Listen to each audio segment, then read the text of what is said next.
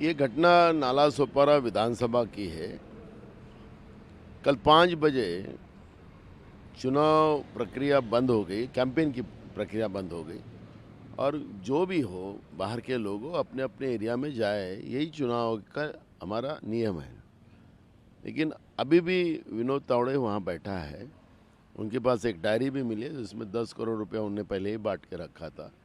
5 करोड़ रुपया उनके पास वहाँ पर है, इस तरह की मालूमात हमें मिली है। मेरा सवाल चुनाव आयोग का है कि बीजेपी के बड़े नेताओं के लिए कोई अलग नियम तो नहीं बनाया होगा, तो पहले चुनाव आयोग ने इनके ऊपर पहले एक्शन लेना चाहिए। और ये वोट जिहाद की बात कर रहे थे, तो क्या बीजेपी नोट जिहाद कर रही है? नोटों के भरोसे लोगों को खरीदकर, लोकतंत्र को खरीदकर चुनाव में जीतना चाहती है? ये भी सवाल यहाँ पे खड़ा हो गया है। आज वो कितना भी सफाई दे कि मैं पैसे बांटने नहीं, मैं चिट्ठियाँ बांटने आया था, तो ये तो कोई बात, इस बात को तो कोई मान्य नहीं करेगा। क्योंकि जिस तरह से बीजेपी का जो चरित्र है वो सबसे देश के सामने आया है। ये घटना महाराष्ट्र में, लेकिन पूरे देश के सामने आया है। और बीजेपी का जो चरित्र है, सत्ता, सत्ता से पैसा, पैसा से भ्रष्टाचार, भ्रष्टाचार से पुनः सत्ता। हमारे यहाँ पर विधायक को खरीद किया था। महाराष्ट्र में पहली बार ऐसी घटनाएं हुई।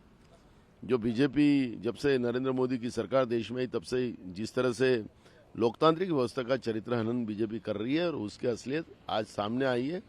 इसको हम नोट जिहाद कहेंगे और जो बीजेपी कर रही है। इसकी जांच करा ले, चाहे चुनाव आयोग जांच कर ले, चाहे पुलिस जांच कर ले, सत्यता सामने आनी चाहिए, आरोप को खारिज कर दें। नहीं, उनके बोलने से क्या अर्थ है? वो विनोद तावड़े वहां पर क्यों है? 5 बजे कल चुनाव कैंपेन खत्म हो गया, वो तो अपने घर जाना चाहिए। वहां क्या कर रहे थे? वो बोलते मैं चिट्ठी बांट रहा था। अब राष्ट्रीय महासचिव बीजेपी के वो चिट्ठियां बांटेगा? तो ये झूठ अब नहीं चलेगा। झूठ पकड़ा गया है, सच लोगों के सामने आ चुका है।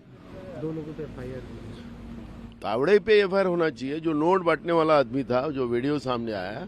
और विनोद तावड़े के आजू बाजू में नोटों के पैकेट गिरे थे, तो क्या बारिश आ रही थी नोटों की? तो विनोद तावड़े वहां पर नोट जमा करने गए थे, तो आखिरी नोट तो वहां पे दिख रहे वीडियो में जो सामने आ रहा है। तो ये इतना झूठ बोल के क्या चलेगा? वास्तविकता आ गई और चुनाव आयोग ने डायरेक्ट सुमोटो है, इस पे एक्शन लेना चाहिए। और बीजेपी, तावड़े पे तो करना ही चाहिए, पर बीजेपी पे भी कार्रवाई करना चाहिए। ये मांग कांग्रेस पार्टी की है।